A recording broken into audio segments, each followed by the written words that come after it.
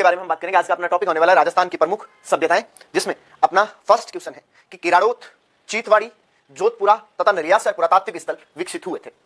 चित्तौड़गढ़, कोटा, जयपुर और बीकानेर, 4 पुरातात्विक स्थल दिए हुए हैं। वो कौन से जिले में है? कौन कौन से? तो किराड़ोत, चीतवाड़ी, जोधपुरा और नलियासर, ये कौन से जिले में स्थित है? देखो, नलियासर बहुत इंपॉर्टेंट है, आरएस प्री में पूछा गया सवाल था नलियासर का। नलियासर सांबर के पास में, जयपुर में, सांबर के पास में। कहां से? जयपुर में।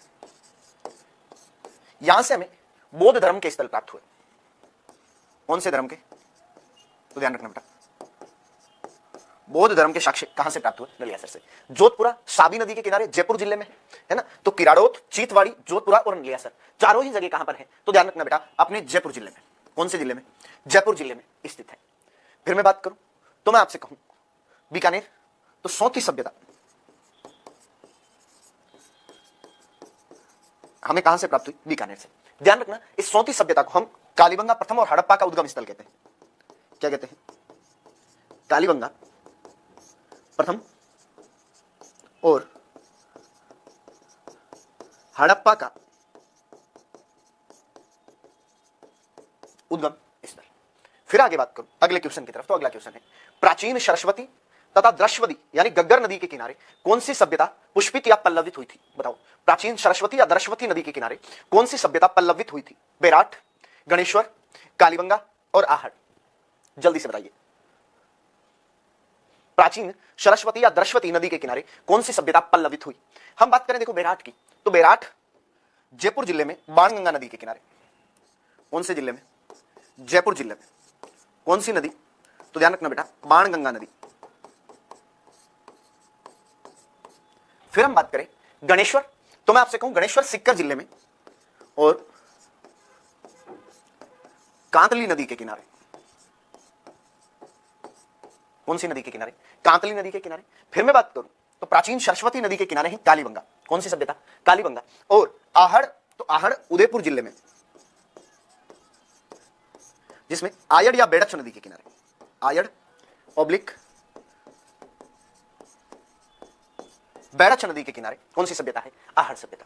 फिर मैं बात करूं, ये जो कालीबंगा है ये राजस्थान के हनुमानगढ़ जिले में। कौन से जिले में? हनुमानगढ़ जिले में। प्राचीन सरस्वती नदी के दो, या फिर वर्तमान में हम इसे गग्गर नदी के किनारे मानते हैं। वहां ब्रैकेट में भी लिखा है अपने क्वेश्चन में। कौन सी नदी के किनारे बेटा? तो ध्यान रखना, गग्गर नदी के किनारे। ध्यान रखना, कालीबंगा शब्द का अर्थ है काली चूड़ियां। कालीबंगा शब्द का अर्थ क्या है? तो ध्यान रखो, कालीबंगा शब्द का अर्थ है काली चूड़ियां। क्लियर सी बात। फिर मैं आपसे बात करूं तो मैं आपसे कहूं कि कालीबंगा की नगरीय सभ्यता थी, एक शहरी सभ्यता थी। फिर हम बात करें कालीबंगा एक कांस्य युगीन सभ्यता थी। कैसी? Bronze age civilisation.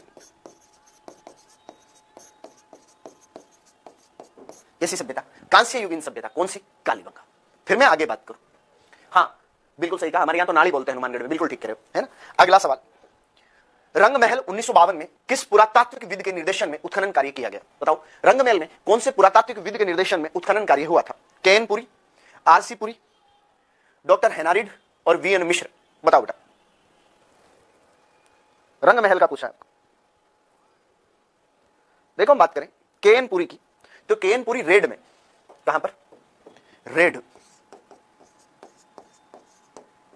राजस्थान के टोंक जिले में जगह है रेड, जिसको हम प्राचीन भारत का टाटानगर कहते हैं। क्या कहते हैं?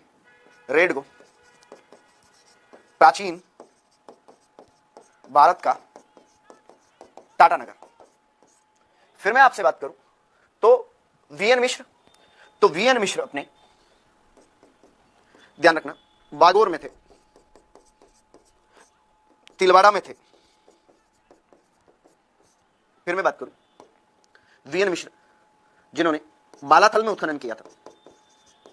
और हमें रंग महल का कहते, तो रंग महल में कौन? तो रंग महल में डॉक्टर हेनारिड। कौन? डॉक्टर हेनारिड। यहां से ध्यान रखना, हमें कुषाणकालीन अवशेष प्राप्त हुए। कौन से अवशेष प्राप्त हुए? कुषाणकालीन अवशेष प्राप्त हुए, जिसमें हमें गुरु शिष्य की मूर्ति मिली। क्या मिली? गुरु शिष्य की मूर्ति मिली। क्लियर सी बात। फिर मैं अगली बात करूं आपसे, तो अगला सवाल है 5 सांस्कृतिक युगों के अवशेष प्राप्त हुए, आहड़, बागोर, गणेश्वर और नौह। जल्दी से बताइए, जल्दी से बताइए। हम बात करें 5 सांस्कृतिक युगों के अवशेष, तो नौह से। कहां से प्राप्त हुए? नौह से। नौह जगह कहां पड़ती है? तो अपने राजस्थान के भरतपुर में। हम बात करें, यहां से हमें शुंगकालीन गुरु शिष्य की मूर्ति प्राप्त हुई। कैसी? तो ध्यान रखना, शुंगकालीन गुरु शिष्य की, सॉरी शुंगकालीन यक्ष की मूर्ति, शुंगकालीन यक्ष की क्या मिली? मूर्ति, जिसको जितने भी स्थानीय लोग हैं वो जाख बाबा कहते हैं। जितने भी स्थानीय लोग हैं वो क्या कहते हैं? जाख बाबा कहते हैं। फिर हम बात करें, बागोर एक पाषाणकालीन स्थल है ना। बागोर जो है वो पुराने जिलों के हिसाब से तो बाड़मेर, और नए जिलों के हिसाब से जगह पड़ती है तिलवाड़ा। कहां पर? तिलवाड़ा। फिर मैं आपसे बात करूं तो बागोर अपना लूणी नदी के किनारे, कौन सी नदी के? लूणी नदी के किनारे एक साइट है जिसका क्या नाम है बेटा? बागोर। क्लियर? आगे बढ़ू, अगला सवाल, अपना अगला क्वेश्चन। तो अगला क्वेश्चन है, बालोतरा में लूणी नदी के किनारे कौन सा पुरातात्विक स्थल है? बताओ। ओजियाना, जोधपुरा, तिलवाड़ा और रंगमहल। जल्दी से बताओ बेटा, बालोतरा में लूणी नदी के किनारे कौन सा पुरातात्विक स्थल है? देखो बात करें ओजियाना, ओजियाना राजस्थान के भीलवाड़ा जिले में। कौन से जिले में? भीलवाड़ा जिले में। यहां पर उत्खनन करता थे, ओजियाना में उत्खनन करता थे जिनका नाम था बी.आर. मीणा और आलोक त्रिपाठी। क्या नाम था उत्खननकर्ताओं का? बी.आर. मीणा और दूसरे व्यक्ति थे बेटा जिनका नाम था आलोक त्रिपाठी। फिर मैं बात करूं तो मैं आपसे कहूं, जोधपुरा मैंने आपको बता दिया जयपुर जिले में शाबी नदी के किनारे, और जो तिलवाड़ा है वो कहां पर? बालोतरा। तो ध्यान रखना तिलवाड़ा के बारे में कि नए जिलों के हिसाब से बालोतरा है, और अपने पुराने जिलों के हिसाब से कहां पर है? बाड़मेर। कौन सी नदी के किनारे? तो अभी मैंने आपको पिछले क्वेश्चन में भी बताया था, लूणी नदी के किनारे। यहां पर उत्खनन करता कौन? तो यहां पर उत्खनन करता थे जिनका नाम था बेटा वी.एन. मिश्र। क्या नाम था? वी.एन. मिश्र। यहां से हमें क्या मिले? तो ध्यान रखना बेटा, अग्निकुंड के साक्ष्य, अग्निकुंड के साक्ष्य। यहां से लघु पाषाणकालीन उपकरण मिले। कैसे? लघु पाषाणकालीन उपकरण मिले। और हम बात करें, यहां से हमें पशुपालन के साक्ष्य मिले। किसके? तो ध्यान रखना बेटा, पशुपालन के क्या मिले? साक्ष्य। पाषाणकालीन स्थल था। कैसा? तो ध्यान रखना आपने, पाषाणकालीन स्थल। फिर अपना अगला सवाल, अगला सवाल है पुरातात्विक, इस पाषाणकालीन पुरातात्विक स्थल दीर किस जिले में स्थित है? अलवर, भरतपुर, नागौर और धौलपुर। बताओ, पाषाणकालीन पुरातात्विक स्थल दीर किस जिले में स्थित है? अलवर, भरतपुर, नागौर और धौलपुर। जल्दी से बताओ, पुरातात्विक स्थल दीर किस जिले में स्थित है? अलवर, भरतपुर, नागौर और धौलपुर।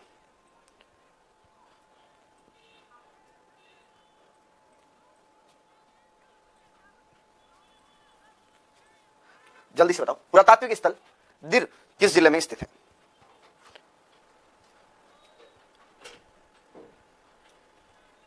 जल्दी से बताइए।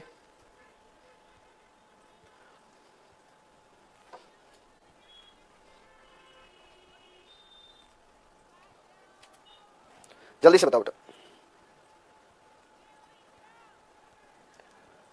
हम बात करें, दीर भरतपुर में है। कहां पर है?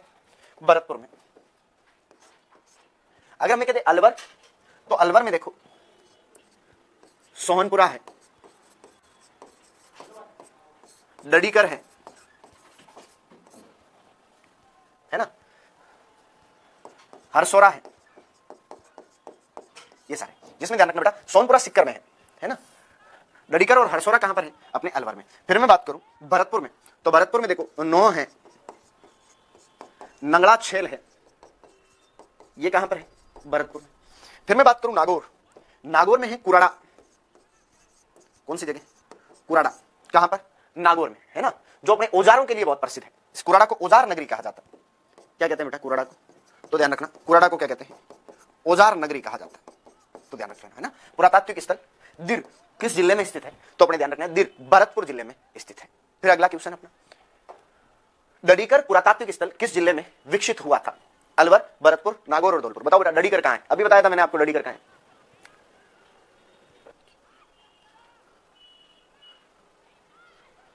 डडीकर पुरातात्विक स्थल कौन से जिले में स्थित है? अलवर, भरतपुर, नागौर और धौलपुर। तो देखो डडीकर शैल चित्रों के लिए प्रसिद्ध है। किसके लिए? शैल चित्रों के लिए। इंग्लिश में अपन कहते हैं रॉक पेंटिंग्स। क्या बोलते हैं? रॉक पेंटिंग्स के लिए, है ना। कौन से जिले में है डडीकर? तो ध्यान रखना बेटा, डडीकर अपने राजस्थान के अलवर जिले में है। कौन से जिले में? अलवर जिले में। अभी मैंने बताया था ना, हरसोरा, डडीकर, ये राजस्थान के अलवर जिले में है और शैल चित्रों के लिए प्रसिद्ध है। जब मैं रॉक पेंटिंग्स की और साइटों की बात करूं तो मैं आपसे कहूं कि रावतसर, आलड़िया, चंबल नदी के किनारे। कौन सी नदी के किनारे? तो ध्यान रखना बेटा, चंबल नदी के किनारे। फिर मैं बात करूं दूसरी, तो गरदड़ा, छाजा नदी के किनारे। कौन सी नदी? छाजा नदी के किनारे। फिर सोनपुरा सिक्कर में, ये भी किसके लिए? रॉक पेंटिंग्स के लिए, या हम कहते हैं शैल चित्रों के लिए बड़ी महत्वपूर्ण जगह है। वैसे डडीकर शैल चित्रों के लिए बहुत महत्वपूर्ण है। फिर अगला सवाल अपना वो ये है कि प्राचीन काल में राजपुताना का वह स्थान जो नील की खेती के लिए प्रसिद्ध था। बताओ, बयाना, रूपवास, रेड और डीग। बताओ राजस्थान का कौन सा प्राचीन काल का स्थल है जो अपनी नील की खेती के लिए प्रसिद्ध था? जल्दी से बताओ। बिल्कुल, नील की खेती के लिए प्रसिद्ध था बयाना। कौन सी साइट? बयाना, राजस्थान के भरतपुर जिले में। कौन से जिले में? भरतपुर जिले में। यहां से हमें गुप्तकालीन साक्ष्य प्राप्त हुए। कैसे? तो ध्यान रखना बेटा, गुप्तकालीन अवशेष प्राप्त हुए। बात करें गुप्तकालीन अवशेष कौन कौन से, तो यहां पर समुद्रगुप्त ने विजय स्तंभ बनवाया था। किसने? समुद्रगुप्त ने। क्या बनवाया था? तो ध्यान रखना बेटा, समुद्रगुप्त ने यहां पर विजय स्तंभ बनवाया था। फिर हम आगे बात करें तो मैं आपसे कहूं कि यहां पर वरिक वंश का शासक था विष्णुवर्धन। वरिक वंश के लोग गुप्तों के सामंत हुआ करते थे बेटा, उस वरिक वंश का राजा था विष्णुवर्धन। उसने यहां पर भीमलाट बनवाई। एक राजा था लक्ष्मण सेन, उसकी रानी थी चित्रलेखा। रानी का क्या नाम था? चित्रलेखा। उसके लिए यहां पर उषा मंदिर बनवाए थे। क्या बनवाए थे? उषा मंदिर। कौन सी जगह है? बयाना, राजस्थान में। कहां पड़ती है? भरतपुर में, है ना। रूपावास भी तहसील है भरतपुर के अंदर, है ना। रेड टोंक में पड़ती है, मैंने अभी बताया। इसको प्राचीन भारत का टाटा नगर कहते हैं और यहां से सबसे ज्यादा सिक्के प्राप्त हुए, है ना। रेड से ध्यान रखना बेटा, सर्वाधिक सिक्के प्राप्त हुए। राजस्थान में सबसे ज्यादा सिक्के अगर हमें कहीं से प्राप्त हुए तो वो साइड कौन सी है? रेड और डीग अपने भरतपुर में जगह पड़ती है। नया नया जिला ही बना है आजकल तो डीग। क्लियर सी बात। अगला सवाल गणेश्वर सभ्यता के उत्खनन से संबंधित है। रतन चंद्र अग्रवाल, विजय कुमार, डॉक्टर वीरेंद्रनाथ मिश्र और कैलाशनाथ दीक्षित। जल्दी से बताओ।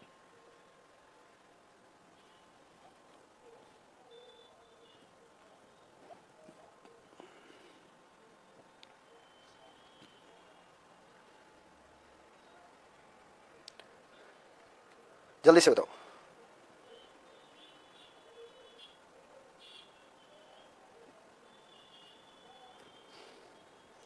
देखो बात करें, ऑप्शन में दिया हुआ कैलाश चंद्र दीक्षित, है ना। तो कैलाशनाथ दीक्षित अपने बेराट में, है ना। दयाराम साहनी, नीलरत्न बनर्जी, कैलाशनाथ दीक्षित, ये सारे लोग कहां पर? बेराट में।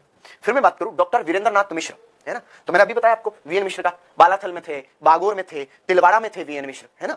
और विजय कुमार और रतन चंद्र अग्रवाल, ये दोनों ही गणेश्वर के हैं। कौन कौन?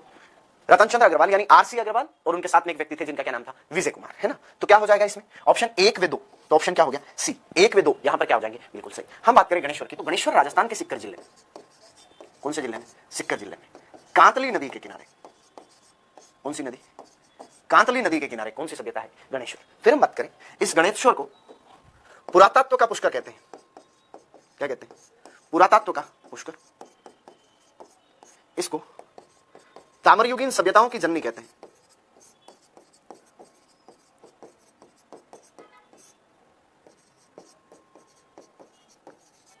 क्या कहते हैं, ताम्रयुगीन सभ्यताओं की जननी कहते हैं। यहां पर वस्तुओं में 99% तांबा प्राप्त हुआ। कितने प्रतिशत? 99% तांबा प्राप्त हुआ। यहां से हमें गेरिक मृदभांड प्राप्त हुए। यहां पर भवन भी पत्थरों के बने हुए थे और यहां पर पत्थरों से निर्मित बांध भी प्राप्त हुए थे। कहां से? गणेश्वर से। ध्यान रहेगी बात, है ना। और सिक्कर जिले का एग्जैक्ट एरिया कह दें तो ध्यान रखना, सिक्कर जिले का नीम का थाना क्षेत्र कौन से एरिया में है? तो ध्यान रखना, सिक्कर जिले के नीम का थाना क्षेत्र में कौन सी? गणेश्वर। फिर आगे बात करूं तो मैं आपसे कहूं, गणेश्वर सभ्यता के बारे में असत्य कथन है, ठीक है। यह सभ्यता कांतली नदी के किनारे स्थित थी। गणेश्वर को पुरातत्व का पुष्कर कहा जाता है। यहां से काले व नीले रंग के अलंकृत मृदभांड मिले हैं। यहां पर 1967-68 में उत्खनन किया गया था। बताओ बेटा, गणेश्वर के बारे में कौन सा कथन है जो असत्य है? जल्दी से बताइए, जल्दी से बताओ बेटा।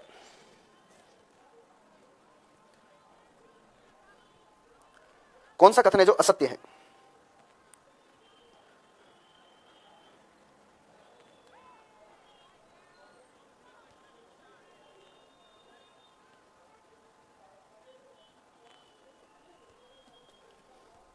जल्दी से बताओ।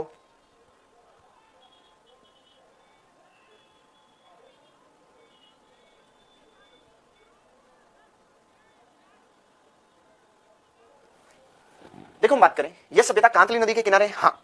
गणेश्वर सभ्यता कौन सी नदी के किनारे? कांतली नदी के किनारे। फिर गणेश्वर को पुरातत्व का पुष्कर कहा जाता है, हाँ। गणेश्वर को पुरातत्व का पुष्कर कहते हैं। यहां से काले व नीले रंग के अलंकृत मृदभांड मिले, हाँ। काले व नीले रंग के अलंकृत मृदभांड मिले। यहां पर 1967-68 में उत्खनन किया गया था, नहीं बेटा ये गलत है।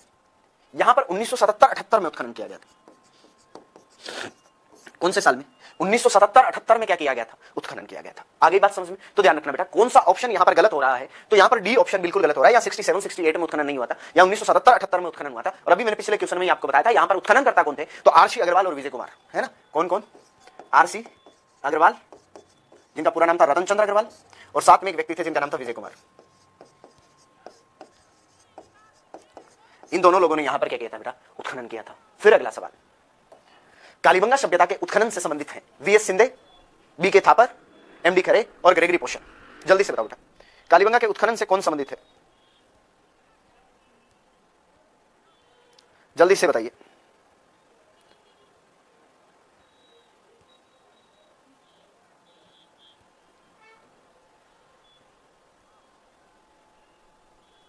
जल्दी से बताओ।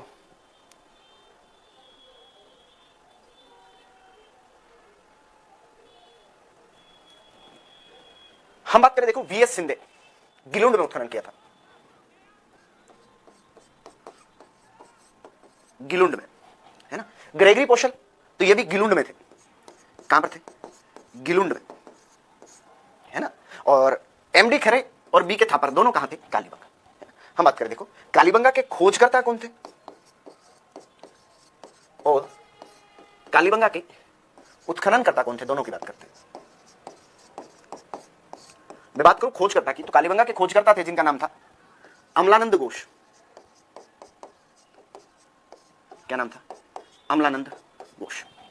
फिर हम बात करें उत्खननकर्ता, तो ब्रिजवासी लाल,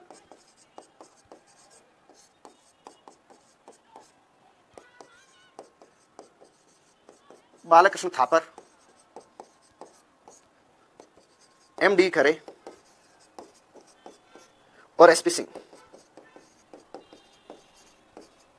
कहां के उत्खनन करता थे? तो कालीबंगा के। तो दो नाम आ गए, बी के थापर आ गया और एमडी खरे आ गया। तो 2 और 3 यानी ऑप्शन ए यहां पर बिल्कुल फिट बैठेगा। हाँ बिल्कुल आएगी देव, जलदाय विभाग में वैकेंसी, है ना।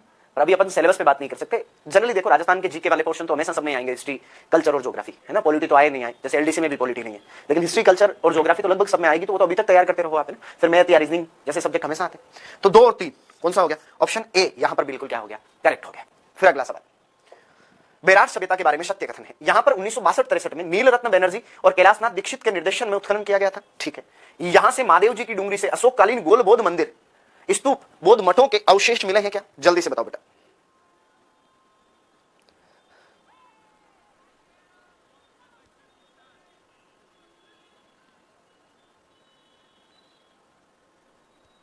जल्दी से बताओ बेटा, बेराट के बारे में कौन सा कथन सत्य है?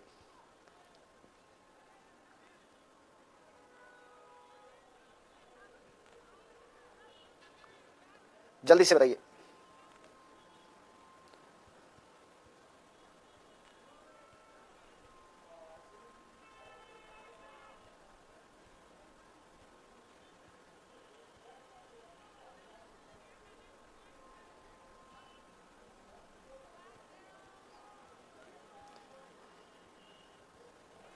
देखो हम बात करें पहला स्टेटमेंट कि यहां पर 1962-63 में नीलरत्न बनर्जी व कैलाशनाथ दीक्षित के निर्देशन में उत्खनन हुआ। हाँ सर, उससे पहले यहां पर दयाराम साहनी ने भी क्या किया था, उत्खनन किया था, बिल्कुल ठीक है। फिर यहां की महादेव जी की डूंगरी से अशोककालीन गोल बौद्ध मंदिर, स्तूप तथा बौद्ध मठों के अवशेष मिले नहीं बेटा, अशोककालीन अवशेष हमें मिले भीमसेन डूंगरी से या बीजक की पहाड़ी से। कहां से, भीम पहाड़ी से या बीजक की पहाड़ी से। तो पहला सही है, दूसरा गलत है। सत्य कथन कौन सा हो जाएगा, केवल एक हो जाएगा। ध्यान रखना बेटा, बैराट की यात्रा चीनी यात्री हेवेनसांग ने की थी। किसने, हेवेनसांग ने यहां की बैराट की यात्रा की थी। और उस हेवेनसांग ने बैराट को कहा था बेटा पी लो ये तो लो। हेवेनसांग ने बैराट को क्या कहा था, पी लो ये तो लो कहा था। और हेवेनसांग ने यहां के 8 बौद्ध मंदिरों का वर्णन किया था। कितने, 8 बौद्ध मंदिरों का वर्णन किया था, जिसको बाद में हुण शासक मीरकुल ने तोड़वा दिया था। एक बात और ध्यान रखना, इसी हेवेनसांग ने बीनमाल की यात्रा भी की थी। किसकी, बीनमाल की।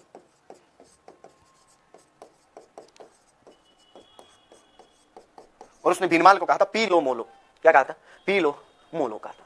क्लियर बात। अगला सवाल, तो अपना अगला सवाल बैराट सभ्यता के उत्खनन से संबंधित है। नीलरत्न बनर्जी, कैलाशनाथ दीक्षित, उपयुक्त दोनों या रतन चंद्र अग्रवाल, बताओ बेटा। तो बात करें देखो बैराट में, तो बैराट में नीलरत्न बनर्जी थे, बैराट में कैलाशनाथ दीक्षित थे, बैराट में एक व्यक्ति और थे दयाराम साहनी। कौन थे, दयाराम साहनी। दयाराम साहनी को यहां से संकलिपि और शैलचित्र के अवशेष मिले थे। किस किसके, तो ध्यान रखना बेटा, संकलिपि और शैलचित्र के क्या मिले थे, अवशेष। इसको, दयाराम साहनी को। तो उपरोक्त दोनों हो जाएगा, क्या हो जाएगा, उपरोक्त दोनों हो जाएगा। रतन चंद्र अग्रवाल नहीं होगा यहां पर, आरसी अग्रवाल बिल्कुल भी नहीं होगा, है ना। आरसी अग्रवाल अपने आहड़ में थे, आरसी अग्रवाल अपने गणेश्वर में थे, है ना। बैराट में आरसी अग्रवाल नहीं थे, है ना। और इन कैलाशनाथ दीक्षित और नीलरत्न बनर्जी को यहां से त्रिरत्न, दैया के चिन्ह जैसी कई सारी चीजें मिली थी, है ना। आकर कलर से लेके पात्र मिले थे, कहां से, बैराट से मिले थे। आगे बात करें हम, तो अगला क्वेश्चन, इसवाल प्राचीन औद्योगिक बस्ती जहां से लोहा गलाने के प्रमाण मिले हैं वो कहां स्थित है, बताओ बेटा। इसवाल जो प्राचीन औद्योगिक बस्ती है वहां से लोहा गलाने के प्रमाण मिले हैं वो कहां है, झुंझुनू, भीलवाड़ा, उदयपुर और चित्तौड़गढ़, बताओ बेटा इसवाल कहां स्थित है। हम बात करें इसवाल की, तो इसवाल राजस्थान के उदयपुर जिले में, कौन से जिले में, उदयपुर जिले में। लोहे की औद्योगिक नगरी थी इसवाल। ध्यान रखना बेटा, झुंझुनू जिले में सुनारी, कांतली नदी के किनारे, है ना। इसवाल जिसको हम लोहे की औद्योगिक नगरी कहते हैं वो राजस्थान के कौन से जिले में है, तो ध्यान रखना बेटा इसवाल राजस्थान के उदयपुर जिले में स्थित है। कौन से जिले में, उदयपुर जिले में। यहां पर लिखा हुआ है कि लोहा गलाने के प्रमाण मिले हैं, तो कहां से, उदयपुर से। जबकि ध्यान रखना तांबा गलाने के प्रमाण हमें कहां से मिले हैं, तो तांबा गलाने के प्रमाण हमें आहड़ से प्राप्त हुए हैं। कहां से, आहड़ से। क्लियर। अगला सवाल, बागोर सभ्यता के संदर्भ में कौन सा कथन गलत है, ठीक है। अलंकरण रहित मृदभांड प्राप्त हुए हैं, पशुपालन से परिचित थे, मनके की कला से परिचित थे और महासतियों का टीला प्राप्त हुआ। जल्दी से बताओ। देखो हम बात करें बागोर की, तो बागोर राजस्थान के भीलवाड़ा जिले में है। कौन से जिले में, भीलवाड़ा जिले में। फिर बागोर के बारे में ध्यान रखना, कोठारी नदी के किनारे। कौन सी नदी, कोठारी नदी के किनारे बागोर है। फिर मैं बात करूं आपसे, तो मैं आपसे कहूं यहां पर उत्खनन किया था वीएन मिश्र ने। यहां से हमें पशुपालन व कृषि के साक्ष्य मिले, पशुपालन व कृषि के क्या मिले, साक्ष्य। फिर मैं बात करूं बागोर के बारे में, तो मैं आपसे कहूं कि बागोर से हमें छेद वाली तांबे की सुई मिली, छेद वाली तांबे की सुई मिली। फिर हम बात करें बागोर से, तो हमें लघु पाषाणकालीन उपकरण मिले, लघु पाषाणकालीन उपकरण। फिर हम बात करें कि अलंकरण रहित मृदभांड प्राप्त हुए, सही स्टेटमेंट है। फिर पशुपालन के प्रमाण मिले, सही स्टेटमेंट में लिखा, पशुपालन में कृषि के प्रमाण है। मनके की कला, मनके की कला कालीबंगा में, यहां नहीं है, बागोर से संबंधित नहीं है, तो मनके वाला गलत हो गया। और महासतियों का टीला प्राप्त हुआ, यह भी सही है। मनके वाला स्टेटमेंट यानी ऑप्शन सी यहां पर क्या हो रहा है,